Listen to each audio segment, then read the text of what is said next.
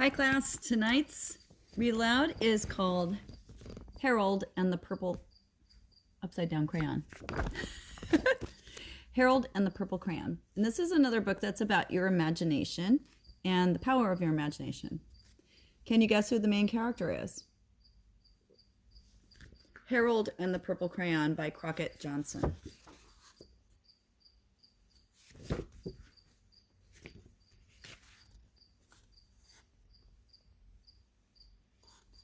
When I see that, it makes me think of when my son was young and he scribbled on the wall one time. You probably have seen one of your siblings or another kid scribble on something before because kids really like to scribble. This is scribble. Just when you do that with your crayon. This main character's name is Harold. One evening, after thinking it over for some time, Harold decided to go for a walk in the moonlight.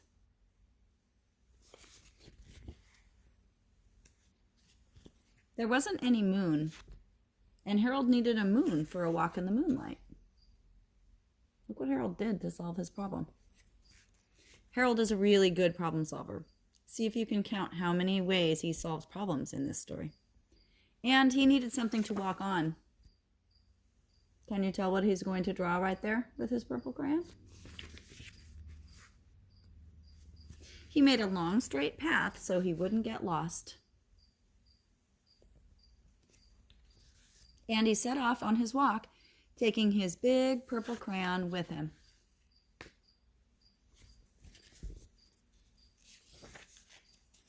But he didn't seem to be getting anywhere on the long straight path, so he left the path for a shortcut across a field, and the moon went with him.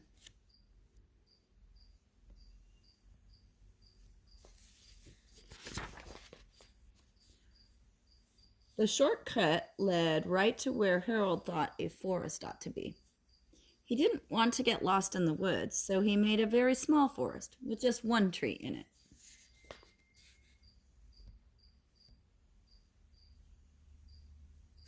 It's a good thing Harold knows how to draw things, isn't it? You know how to draw things. I wonder if drawing things could help you solve problems. I don't know, maybe in math, for example. It turned out to be an apple tree. The apples would be very tasty, Harold thought, when they got red.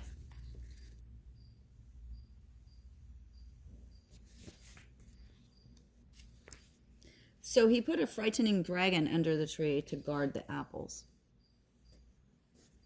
It was a terribly frightening dragon.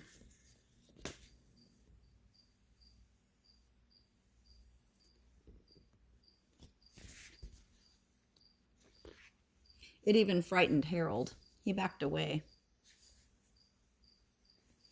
His hand holding the purple crayon shook. Can you predict what he's going to draw right there, or what he's going to turn that into? One time a friend of mine that's a good artist said that whenever you make a mistake when you're drawing something, that you should never erase it. You should always turn it into something else. Suddenly he realized what was happening. But by then Harold was over his head in an ocean. What could Harold draw to get himself out of that water? I think I know. He came up thinking fast. And in no time he was climbing aboard a trim little boat. That's what I was thinking too. I was like, oh, he should probably just draw a boat, right? Or a raft or something. I think I would have drawn a boat that had that was bigger so you could go down inside of it and be safer. But he drew that boat. He quickly set sail. Oh, he added a sail so he could sail. And the moon sailed along with him.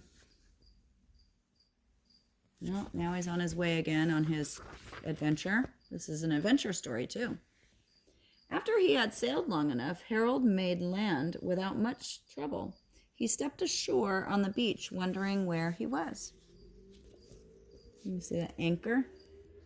When you put an anchor down, it holds the boat there so the boat doesn't slip away in the night. You wouldn't want to lose your boat, especially if you were stuck somewhere that wasn't so great. The sandy beach reminded Harold of picnics, and the thought of picnics made him hungry. So he laid out a nice, simple picnic lunch. Too bad I can't just draw all the foods that I want to eat and be able to eat them right away. There was nothing but pie. I think Harold likes pie the best of all. Because after all, he didn't choose to draw broccoli, did he? Or peas. No, he drew pie. He didn't even draw cake or candy. He drew pie. I think he likes pie best. But there were all 9 kinds of pie that Harold liked best. Oh, he likes 9 different kinds of pie. My favorite kind of pie is cherry, but I also like apple and pumpkin. And pecan, too. When Harold finished his picnic, there was quite a lot left. He hated to see so much delicious pie go to waste.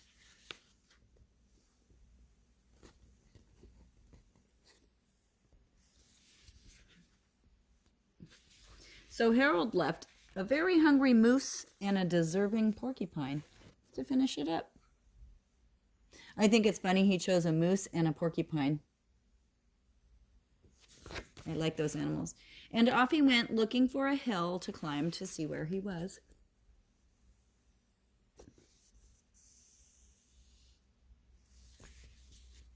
Because, you know, when you go up on a hill, you can see for far, far away. Harold knew that the higher up he went, the farther he could see. So he decided to make the hill into a mountain. If he went high enough, he thought, he could see the window of his bedroom. It's a very high mountain. Because he started drawing it here. And then he's climbing up it and drawing it up there. I think he wants to go home because he's looking for the window of his bedroom. He was tired and he felt he ought to be getting to bed. He hoped he could see his bedroom window from the top of the mountain.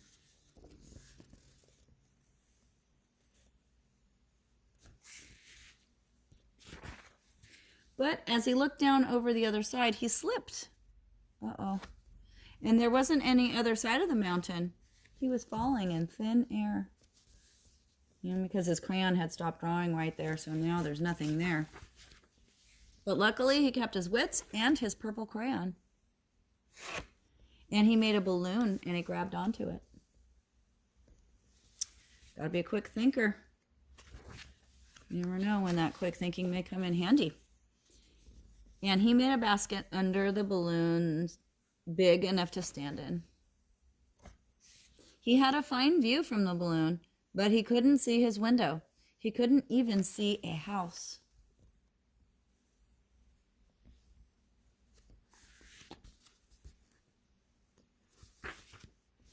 So he made a house with windows.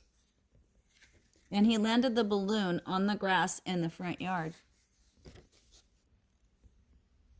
What would you do if a balloon with a little boy landed right in your front yard? Imagine if that was your house. How would you feel if Harold and his balloon landed right in your yard? I think I would go ask him where he came from and all about his adventure, because it's not every day a boy in a balloon lands in your yard. None of the windows was his window. He tried to think where his window ought to be. And Harold, he's thinking. It's his thinking face. He made some more windows. He made a big building full of windows.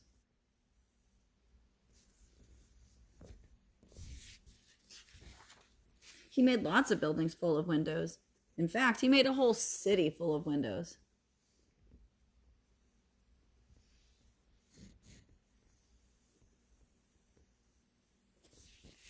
It's a lot of windows. But none of the windows was his window. He couldn't think where it might be. How is Harold going to solve this problem? How is he going to find his own window? He decided to ask a policeman.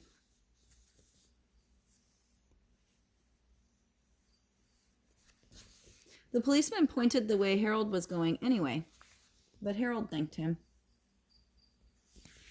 It's polite to say thank you. And he walked along with the moon, wishing he was in his room and in his bed. Then suddenly Harold remembered something. I think it's important. He remembered where his bedroom window was when there was a moon. It was always right around the moon.